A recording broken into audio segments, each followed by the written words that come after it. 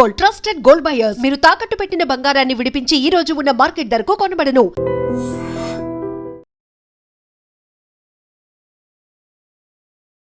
మీరు ఇన్ని దశాబ్దాల నుంచి ప్రజా జీవితంలో రాజకీయంలో ప్రజల కోసం పోరాటం చేస్తున్నప్పుడు మీ మీద ఇన్ని రకాల డౌట్స్ ఎందుకు వస్తున్నాయి బయట?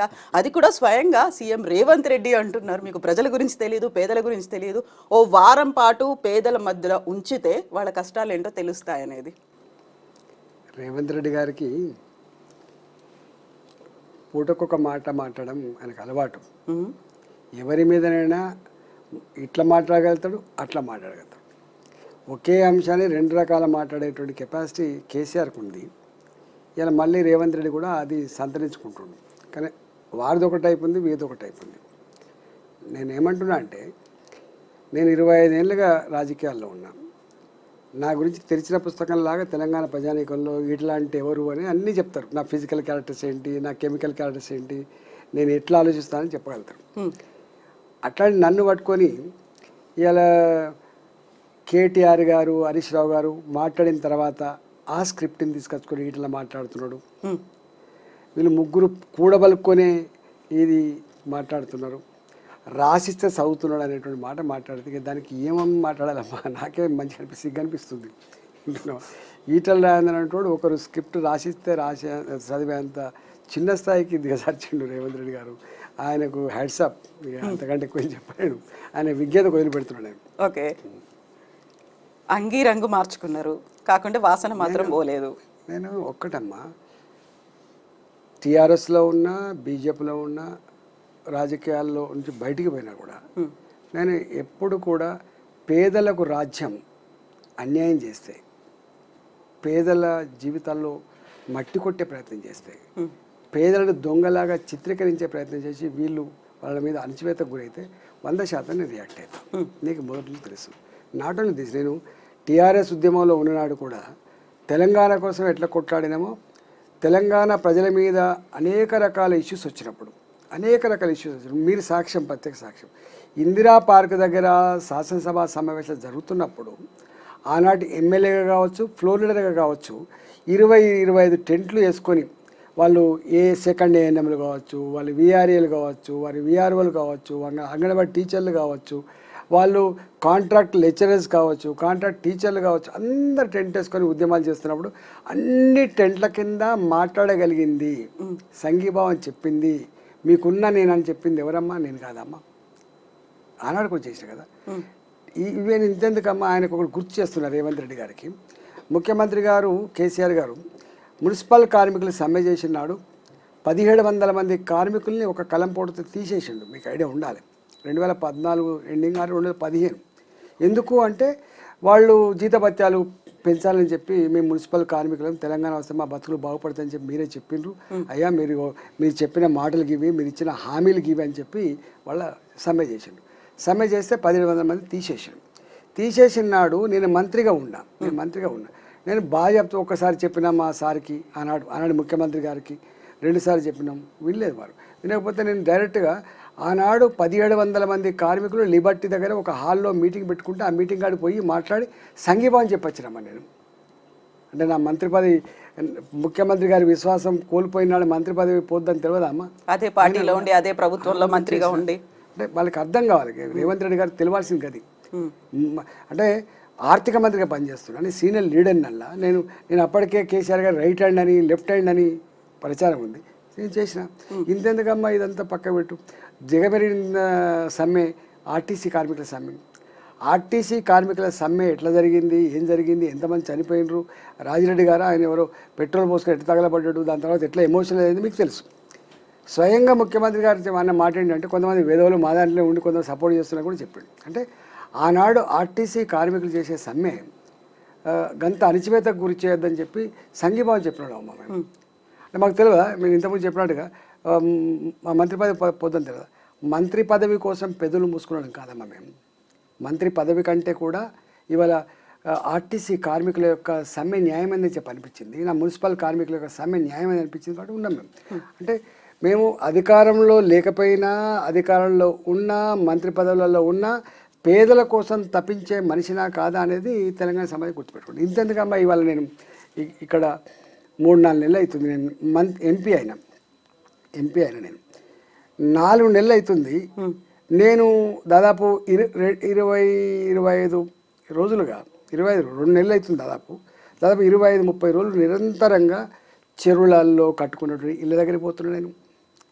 మురికి కాలువల మీద నిర్మించుకున్న గుడిసె కాడికి పోతున్నా నేను. ఇవాళ ఈ మూసి ప్రక్షాళనపేట ఈయన చేస్తున్నటువంటి మామూలుగా లేదు కాదు రణగుణ ధ్వనులు అవి చేస్తున్న పోతున్నా. ఏమనిపిస్తుంది అంటే రేవంత్ రెడ్డి గారు చెప్పే మాటకి చేసే పనికి పొంతం లేదు కాబట్టి ఇవాళ నాలాంటి రెండు గొంతు విప్పాల్సిన పరిస్థితి వచ్చిందని చెప్పి భావించి కాన్స్టాంట్గా నేను డే 1 నుంచి మొదలు పెడితే ఇవాళ వరకు కూడా ఇవాళ రేవంత్ రెడ్డి గారు చేస్తున్న ఈ చర్య తప్పు అంటున్నాను నేను. మేము పర్యావరణానికి వ్యతిరేకులం కాదు, మేము ప్రగతి కాముకులకు వ్యతిరేకం కాదు. మేము అన్యాయంగా అక్రమంగా దుర్మార్గంగా చట్టానికి విరుద్ధంగా పేదల ఇళ్ళు కూలగొట్టి వాళ్ళ రోడ్ల పాలు చేసి వాళ్ళ కడుపులో మట్టి కొడుతున్నటువంటి దానికి వ్యతిరేకమని అంటున్నాం మేము. ఉల్టా ఇంకా వాళ్ళని కూలగొట్టుకుంటా వీళ్ళు దొంగలు, వీళ్ళు ఆక్రమించుకొని కట్టుకున్నారు, వీళ్ళ వల్లనే మొత్తం వరదలు వస్తున్నాయనేటువంటి చిత్రీకరణ ఏదైతే ఉందో అది తప్పంటున్నామమ్మా మేము. ఈవెన్ సేమ్ మూసి ప్రక్షాళన విషయంలో కూడా వీళ్ళు అనుకున్నట్టు చెప్తున్నట్టుగా ఈ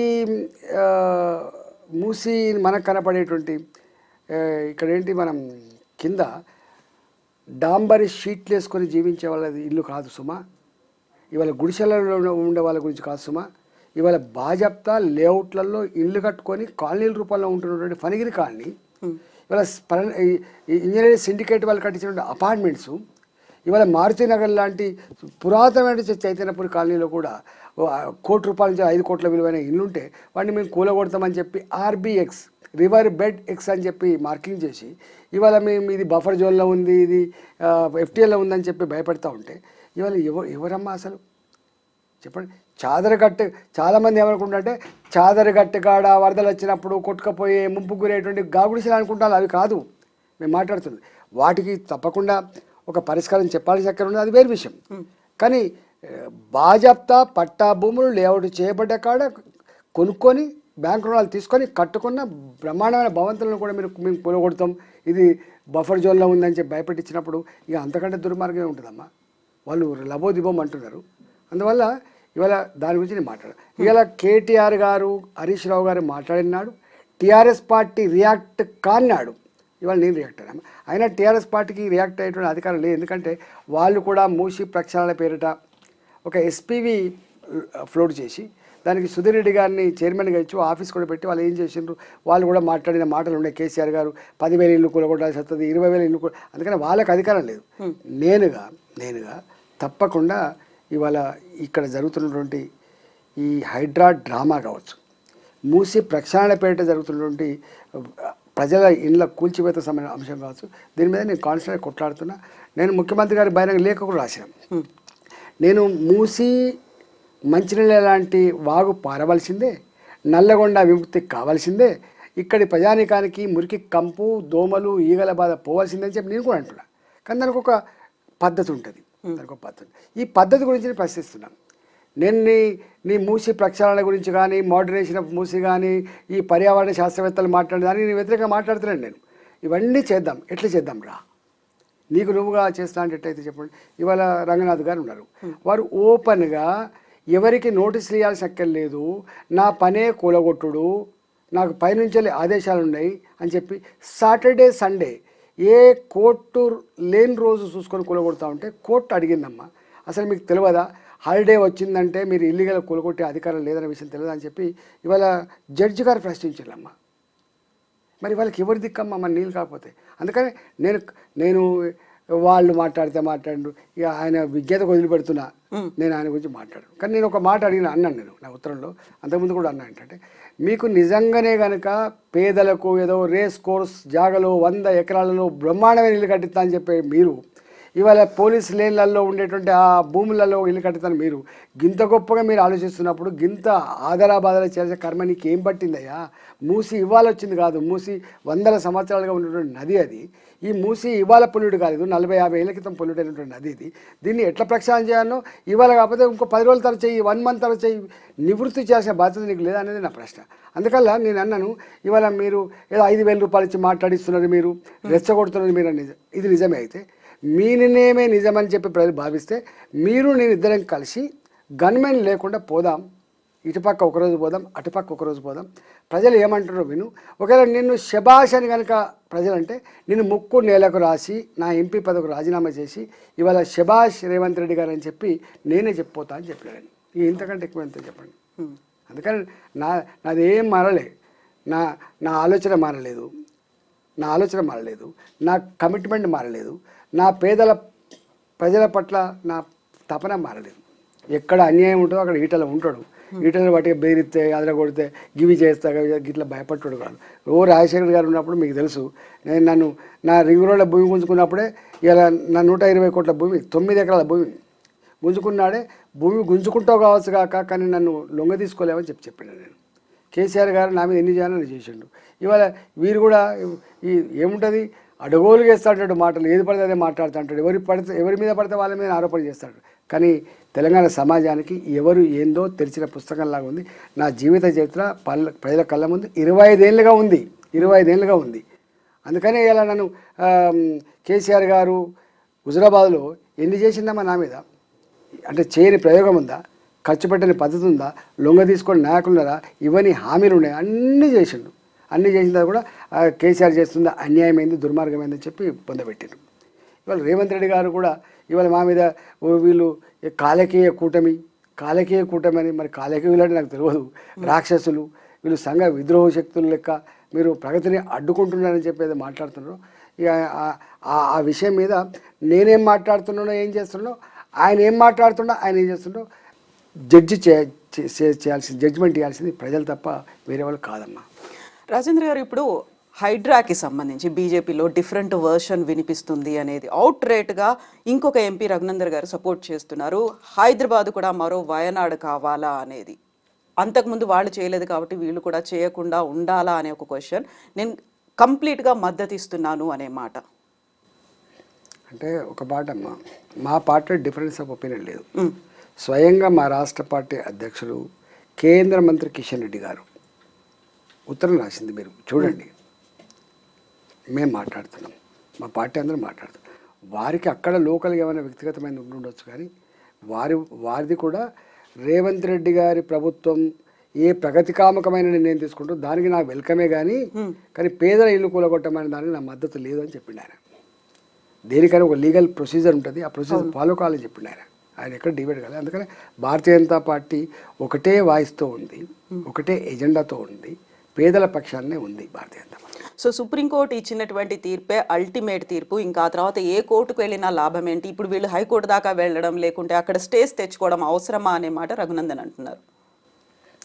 ఎవరు చేసినా ఒకటి మాత్రం, ఈవెన్ సుప్రీంకోర్టు ఆఫ్ ఇండియా కూడా జడ్జిమెంట్ ఇవ్వచ్చు, హైకోర్టు కూడా జడ్జిమెంట్ ఇవ్వచ్చు. మారిన పరిస్థితులకు అనుగుణంగా ఎప్పటికప్పుడు ఇట్లాంటి ఇష్యూస్ని సమీక్షించాల్సిన బాధ్యత ప్రభుత్వాల మీద ఉంటుంది, కోర్టుల మీద ఉండదు. కోర్టులకు ఏముంటుందమ్మా, ఇప్పుడు చెరువులు వాటర్ బాడీ డిస్మాండిల్ చేయొద్దు. కానీ సుప్రీంకోర్టు జడ్జిమెంట్ ఉన్నప్పటికి కూడా ఇవాళ బతుకమ్మ కుంట ఎక్కడ పోయింది, యూసుఫ్ కూడా చెరువు ఎక్కడ పోయింది, మాసప్ ట్యాంక్ చెరువు ఎక్కడ పోయింది? ఇంతెందుకమ్మా, నీ హుస్సేన్ సాగర్ మక్తా కట్టబడేటువంటి మొత్తం కాలనీలు కట్టబడ్డాయి. ఆ తదుపరి కదా మీకు ఇది వచ్చింది, ఈ రోడ్ వచ్చింది, నక్లెస్ రోడ్ వచ్చింది. నక్లెస్ రోడ్ వచ్చిన తర్వాత కూడా కదా ఈ జలవిహారాలు వెలిసినాయి. నక్లెస్ రోడ్ వచ్చిన తర్వాతనే కదా ఇవాళ అనేక రకాల ఫుడ్ కోర్టులు అయినాయి, అక్కడ పెద్ద జాతర లెక్క అయినాయి. అందుకని ప్రభుత్వాలు చేసినాయి. ఈవెన్ ఇంతెందుకు కరీంనగర్లో ఉన్న కలెక్టరేట్ కూడా చెరువులో కట్టబడ్డదే, మునిగిపోయింది. నా కమలాపూర్లో కట్టబడ్డటువంటి ఎంఆర్ఓ ఎంపీడో ఆఫీస్ ఒక చెరువులో మునిగిపోయిందే. ఇవాళ ఇక్కడ చాలా చెరువులు ఇప్పటికీ డిస్మాంటిల్ అయిపోయినాయి. ప్రభుత్వమే చేసింది, ప్రభుత్వమే డిస్మాంటిల్ చేసి ప్రజల అవసరాల కోసం వాడుకున్నది ప్రభుత్వమే. అక్కడక్కడ ఈ చెరువులలో పట్టాలు ఇచ్చింది, 60 గజాలు 80 గజాలు పట్టాలు ఇస్తే 40 ఏళ్ళ క్రితం 50 ఏళ్ళ క్రితం వాళ్ళు ఇల్లు కట్టుకున్నారు. వాళ్ళు కొంతమంది అయితే అసలు ఈ పట్టాలు పొందినప్పటికి కూడా మళ్ళీ ఎప్పుడైనా ఇబ్బంది అవుతుందని చెప్పి ఎల్ఆర్ఎస్ కింద రెగ్యులైజ్ చేసుకున్నారు. గుర్తుపెట్టుకోండి, ప్రభుత్వాలు ఇచ్చినాయి అవన్నీ. దాని మీద వాళ్ళను ఒక వ్యూ తీసుకోవాల్సి ఎక్కడ ఉండదు. గత ప్రభుత్వాలు చేసినటువంటి తప్పుకు చెంపలేసుకొని వాళ్ళ ఇంటి జాగకు వాళ్ళ ఇల్లు కట్టుకునేటువంటి దానికి వాల్యూ కట్టించి వాళ్ళకి ఎక్కడ రీప్లేస్మెంట్ చేసేటప్పుడు వాళ్ళకి అమికబుల్గా ఒక సొల్యూషన్ ఉండాలి. కానీ నువ్వు అర్ధాంతరంగా పోయి ఇప్పుడు ఏమైపోయిందంటే బయట జనానికి అంతా ఏం తెలుస్తుందంటే వీళ్ళంతా దొంగల్లాగా సొరబడి కట్టుకున్నారు అనుకుంటాను. వీళ్ళు దొంగల్లాగా సొరబడి కట్టుకోలే. వీళ్ళకు బాధ్యత ప్రభుత్వమే పట్టాలు ఇచ్చింది, లేదా పట్టా భూములలో ఈ చెర్లల్లో ఉండేటువంటి ఈ ఎఫ్ఆర్ఎల్ లోపల ఉన్నటువంటి బఫర్ జోన్ భూములు కానీ లేదా ఎఫ్టీఎల్ భూములు కానీ ఈ భూములకు ఆనాడు ఇదే ప్రభుత్వాల అధికారులు వాళ్ళకు లేఅవుట్లకు పర్మిషన్ ఇచ్చిండ్రు, వాళ్ళకు బ్రహ్మాండంగా పర్మిషన్ ఇచ్చి కట్టుకోవడానికి, లోన్లు కూడా తెచ్చుకొని కట్టుకున్నారు. అట్లాంటి వాటిలలో దొంగలు అంటే ఏమైందమ్మా, బాధ అనిపించదా చెప్పండి. అందుకనే రేవంత్ రెడ్డి గారు ఇట్లాంటి అన్నీ ఉన్నాయి కాబట్టి, అనేక రకాల జటిలమైన సమస్యలు ఉన్నాయి కాబట్టి కేస్ బై కేస్ స్టడీ చేయాలి. నేను ఒక చిన్న ఎగ్జాంపుల్ చెప్తా. ఈవెన్ గవర్నమెంట్ భూములలో కూడా కట్టుకునే వాళ్ళు ఉన్నారమ్మ. జొన్నల బండ అని చెప్పి అలవాలు పక్కపడి ఓల్డ్ అలవాలు పక్కపడి ఉంటుందండి. అదొక 27 ఎకరాలు 25 ఎకరాల భూమి, అది సర్ప్లస్ ల్యాండ్ కింద వదిలిపెట్టబడ్డ భూమి. అంటే అక్కడ ఒక ఆయన ఎక్కడ అని ఇదని అడిగినాడు. నేను ఇక్కడనే పుట్టేసాను అన్నాడు. నీ వయసు ఎంత అని అడిగినాడు. నాది 67 సంవత్సరాలు చెప్పాడు. అంటే 67 సంవత్సరాల క్రితం ఇక్కడే పుట్టిన మనిషి, అంటే వాళ్ళ తాతను తండ్రి వచ్చాడు. గప్పుడు కట్టుకున్న కాలనీకి ఇవాళ వచ్చి నోటీసులు ఇచ్చిందమ్మా. వాళ్ళు అంతా ఒడ్డెరులు, వాళ్ళు ఎంత ఏమంటే చెప్పండి. ఇట్లా అనేకం ఉన్నాయి. ఇలా ఒక్క మాటలో చెప్పాలంటే సాటర్డే సండే వచ్చిందంటే హైదరాబాద్లో ఉన్న పేద ప్రజలంతా కూడా కంటి మీద కొనుక్కు లేకుండా ఎటువైపు నుంచి డోజాలు వస్తాయని చెప్పి బిక్కుమంటూ బతికే వాతావరణం కల్పించిండ్రు. ఇవాళ ఇంత జరుగుతున్నా కూడా రేవంత్ రెడ్డి గారు మాత్రం ఎక్కడ ఉద్యోగాలు వచ్చినాయి, వాళ్ళ సర్టిఫికేట్లు ఇవ్వాలి. వీళ్ళు నియామక పత్రాలు ఇచ్చే కాడ కూడా హైడ్రా గురించి మాట్లాడుతున్నాడు, కూల్చివేత గురించి మాట్లాడుతున్నాడు. నువ్వు ఎక్కడ మైకు దొరికినా ఈ మధ్యకాలంలో హైడ్రా గురించి మాట్లాడతాడు, కూల్చివేత గురించి మాట్లాడతాడు. ఇక మనసు మంచిగా లేకపోతే మమ్మల్ని కూడా తిడతాడు. ఇదే ఆయన పని తప్ప ఇంకుంటున్నాం. సో ఇప్పుడు మీరు చెప్తోంది అక్కడ 60 ఏళ్ళు 70 ఏళ్ల కింద ఇల్లు కట్టుకున్నారు కాబట్టి వాళ్ళని కన్సిడర్ చేయాలి, వాళ్ళు ద్రోహులు కాదు బాధితులుగా చూస్తున్నప్పుడు ఇప్పుడు మనం భవిష్యత్తు గురించి ఆలోచించాలంటే చెరువులు మన పర్యావరణం గురించి ఆలోచించాలా, లేకుంటే చెరువులను ఎట్లా రీకన్స్ట్రక్ట్ చేసుకోవాలని చూడాలా, అక్కడ బాధ్యులు ఎవరు, వాళ్ళని శిక్షించాల్సినటువంటి అవసరం ఉందా, దేన్ని మీరు బ్యాలెన్స్ చేయాలని అనుకుంటున్నారు? శిక్షించాల్సింది మొట్టమొదలు పట్టాలు ఇచ్చిన ముఖ్యమంత్రిని శిక్షించాలి, ప్రభుత్వ పెద్దల్ని శిక్షించాలి, పర్మిషన్ ఇచ్చిన అధికారులను శిక్షించాలి. అది ఎవరి తరం కాదు, పక్క పెట్టిగా. కానీ నేనేమంటున్నా అంటే, నేను ఇప్పటికే చెప్పిన బతుకమ్మకుంటా ఎవడు మాయం చేసిండు, మాసప్ ట్యాంక్ చెరువును ఎవరు మాయం చేసిండ్రు, ఇవాళ కృష్ణకాంత్ వెలిసిన పార్క్ కింద ఉన్న యూసుఫ్గూడ చెరువు ఎవరు మాయం చేసిండ్రు, ఇవన్నీ నేను దాని జోలికి పోతలేను. నేనేమంటున్నా అంటే, ఇవాళ చాలా సంవత్సరాల తర్వాత ఏ చెరువులు అయితే మిగిలినాయో ఆ చెరువులన్నీ కూడా ఒక కట్టనే ఉంటుంది. జనరల్గా చెరువుకు కట్ట ఉంటుంది, చుట్టూ బండి పోసిండమ్మ. ఇప్పుడు మునుపట్లక లేదు, ఇప్పుడు చుట్టూ బండి వేసిండు. బండి వేసి దానికి ఫెన్సింగ్ కూడా చేసిండు, లింక్ జాలతో ఫెన్సింగ్ కూడా చాలా చెరువులు చేసిండు. నేనేమంటున్నా అంటే, ఆ చెరువులు ఏవైతున్నాయో నిజంగానే నీకు విదేశీ పక్షులు రావాలి, కిలకిల రావాలి, వినాలి, బ్రహ్మాండమైన పూల వనాల లెక్క ఉండాలి, మా పోరగాళ్ళు పోయి మళ్ళీ ఈత కొట్టుకోవాలి, మా పిల్లగాళ్ళు పోయి చేపలు పట్టుకోవాలి, భూగర్భ జలాలు గొప్పగా ఉండాలి, ఇవన్నీ కావాలంటే మొట్టమొదటి నువ్వు చేయాల్సిన పని అంటే ఇవన్నీ మొత్తం డ్రైనేజీ కంపు వాసనతో ఇవాళ ప్రజల ఆరోగ్యానికి ముంపుగా పరిణిస్తుంది. దాన్ని ఎట్లా క్లీన్ చేస్తావు చూడు. నేను అడుగుతున్నా, ఏ చెరువు కన్నా పోదాం మనం. నీ హుస్సేన్ సాగర్ చెరువుకి రాకుండా నువ్వు రా, అలవాల్ చెరువు పోదాం, ఇవాళ బోయినపల్లి చెరువు పోదాం, నా సూరారం చెరువు పోదాం, నువ్వు ఎక్కడికైనా రా, నువ్వు సెఫిలిగూడ చెరువు పోదాం, ఎక్కడికైనా రా. ఎక్కడన్నా ఒక చెరువులో చేపలు పెంచుకునే వాతావరణం ఉందా? ఎక్కడన్నా ఒక చెరువులో ఈత కొట్టే వాతావరణం ఉందా? చేతులు పెడితే తిమ్మతిమ్మ అంటాయమ్మా చేతులు పెడితే. మరి వాటిని ఫస్ట్ ఏం చేయాలంటే ఈ మురికినంతా కూడా అందుకు రాకుండా చేసి మొట్టమొదలు వర్షం నీళ్ళతో నింపేటువంటి ప్రొవిజన్ పెట్టు. దానికి ఎన్ని వేల కోట్లు అయితే నాకు తెలియదు. పెట్టిన తర్వాత ఇంకా బ్రహ్మాండం ఇంకొంచెం నీళ్ళు ఎక్కువ స్టోర్ చేసుకోవాలి పెట్టు. ఇంకొక దాని అంతా మొత్తం పూటికతో నిండిపోయినాయి, అవి తపాల లెక్క మారిపోయినాయి. చెరువు అంటే ఎట్లుంటుందో మీకు తపాల లెక్క మారిపోయినాయి. ఇవాళ 5 ఫీట్ల లోతుంది అనుకోండి, దాన్ని 15 ఫీట్ల కొట్టరాదు, 5 ఫీట్లు ఉంటే 20 ఫీట్ల కొట్టరాదు. బ్రహ్మాండంగా చెయ్యి, నిల్వ ఉంచుకొని భూగర్భ జలాలు మంచి బ్రహ్మాండంగా ఉంటాయి, విదేశీ పక్షులు వస్తాయి, పర్యావరణవేత్తలంతా కూడా సంతోషపడతారు. గా పని ముందు చేయరాదు. రెండో పని, ఇవాళ మూసీ గురించి మాట్లాడుతున్నారు మీరు. మూసీ నది ఇలా నల్లగొండ జిల్లా ప్రజానికానికి 2 రకాల బాధలమ్మ. ఒక బాధనేమో ఫ్లోరైడ్ బాధ, రెండో బాధనేమో దీని పరివాహక అప్ టు సూర్యాపేట దాకా. సూర్యాపేట అయితే తాగే నీళ్ళకనే వాడతారు వీటిని, పొలాల్లో కూడా కలిసి. ఇంత దుర్గంధపూరితమైన ఈ జలాలని మీరు దాన్ని ఫస్ట్ అయితే ఈ విషతుల్యం లేకుండా అయితే చేయరాదు.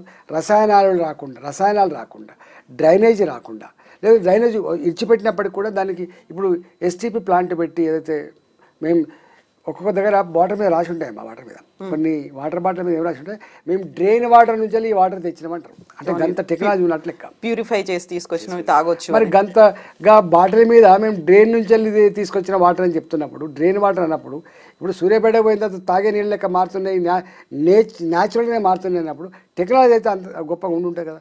మరి ఆ టెక్నాలజీ తెచ్చి మొట్టమొదటిగా మీరు చేయాల్సింది ఏంటంటే ఇది FTL, ఇది బఫర్ జోను, ఇది జోను, ఇవన్నీ పక్కకు పెట్టి ఫస్ట్ మూసీ నది 55 కిలోమీటర్ల పరిధి అయితే ఉందో మీరు అంటున్నారు, ఆ 55 కిలోమీటర్ల పరిధిలో విషతుల్యమైన నీరు లేకుండా సాఫ్ చేసే టెక్నాలజీ అని ఉందా? మీరు ప్రపంచవ్యాప్తంగా టెండర్లు పిలవండి, ఆ పని చేయండి. నెంబర్ 1. నెంబర్ 2, ఆ తదుపరి మీకు ఏం కావాలి? మీకు కావాల్సింది హైదరాబాద్ మునగకుండా ఉండాలి. హైదరాబాద్ ముంపుకు గురి కావడానికి చెరువులు కారణం కాదు, హైదరాబాద్ ముంపుకు గురి అయ్యడానికి కేవలం మూసి మాత్రమే కారణం కాదు. హైదరాబాద్లో ముంపుకు గురి కావడానికి 3 కారణాలు ఉన్నాయండి. ఒకటి, ఏ చెరువు అయితే మత్తడి పడుతుందో ఆ చెరువు మత్తడి నీళ్ళు పోయేటువంటి కాలువలన్నీ కూడా తిన్నగా అయిపోయినాయి.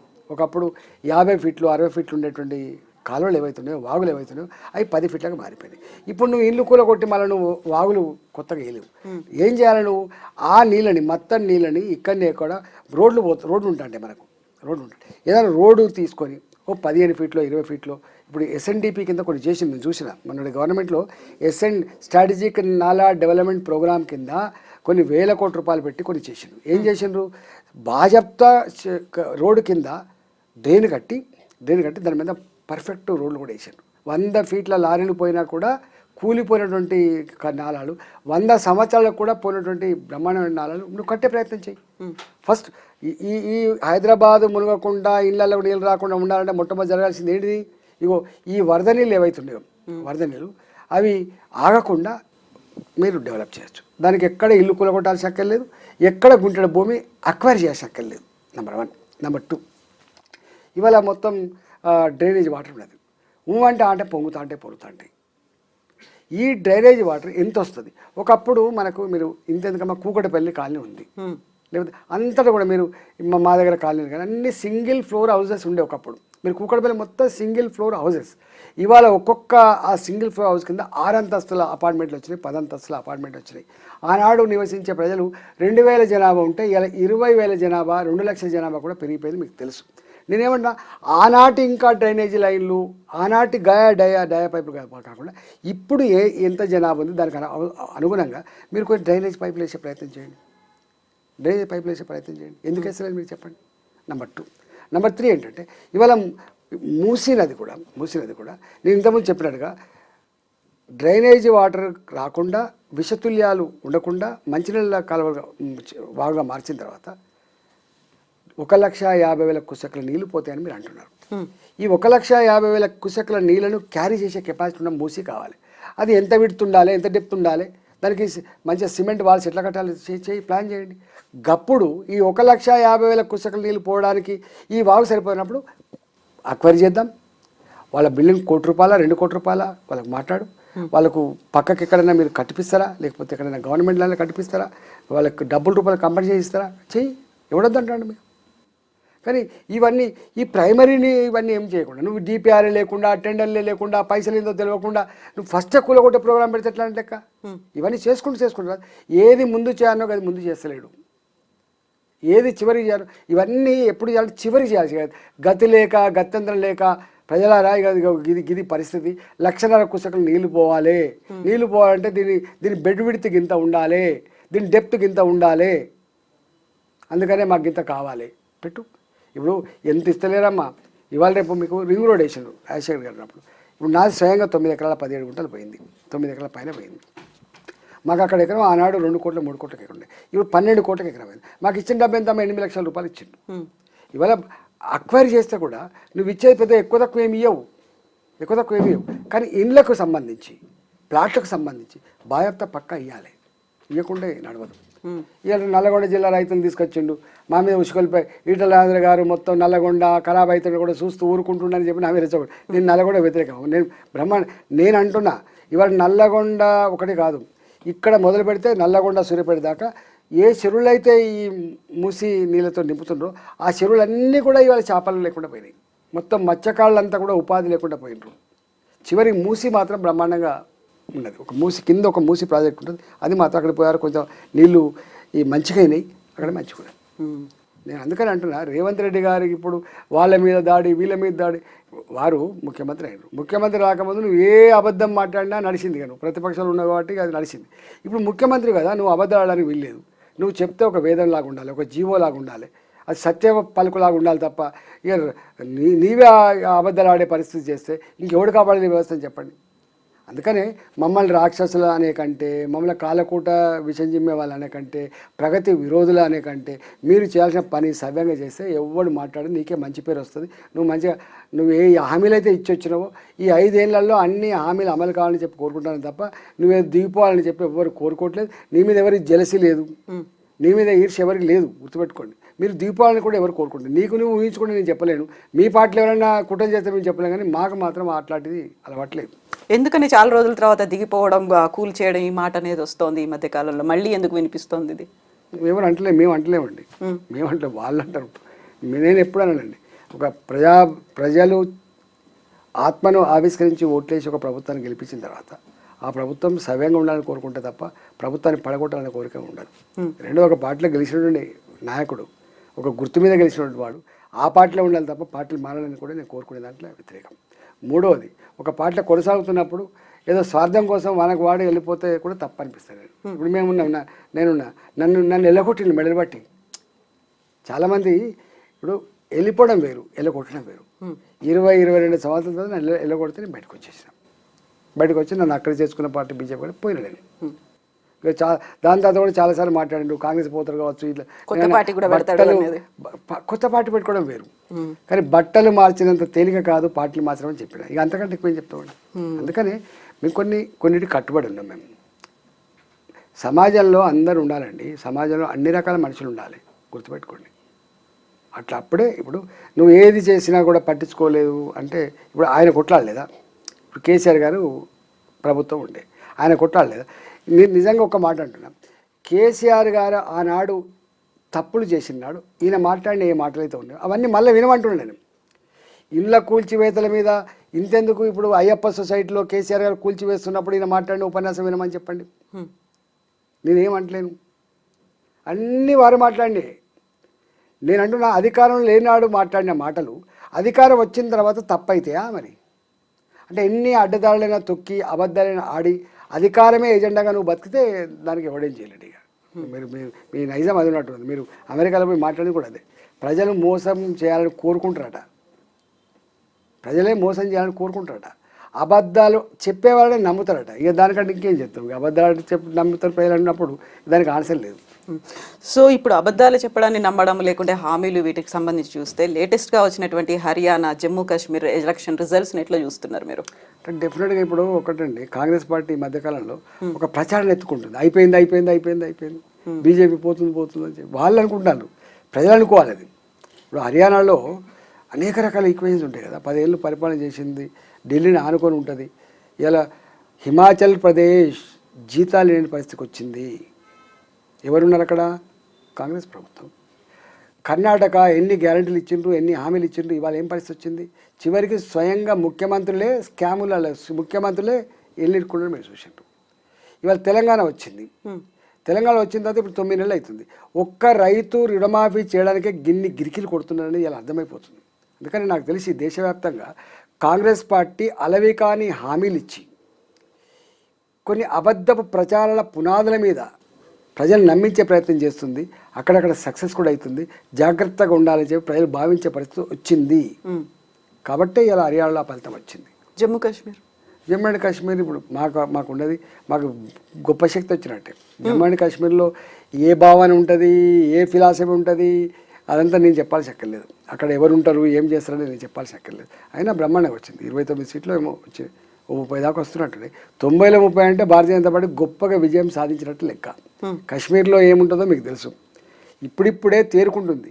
ఒకనాడు భారత్లో భాగం కాదన్న ప్రాంతం, భారత జెండాను అవమానించిన ప్రాంతం, మేము సపరేట్ దేశంగా ఉంటామనే ప్రాంతం, 370 ఆర్టికల్తో వాళ్ళు కాలం గడిపిన ప్రాంతం నుంచి 370 ఆర్టికల్ ఎత్తేసి ఇలా ఓట్లల్లో పాల్గొనేటువంటి స్థాయికి వచ్చింది. ఒకప్పుడు మీకు తెలుసు 5% ఓట్లు 10% ఓట్లే పోలైన స్థాయి నుంచి ఇలా 50% ఓట్ల పోలైన స్థాయికి వచ్చింది కదా. అంటే భారత ప్రజాస్వామ్య ప్రక్రియలో ఆ ప్రజలంతా భాగమైనరు. అదే విజయం భారతీయ జనతా పార్టీకి.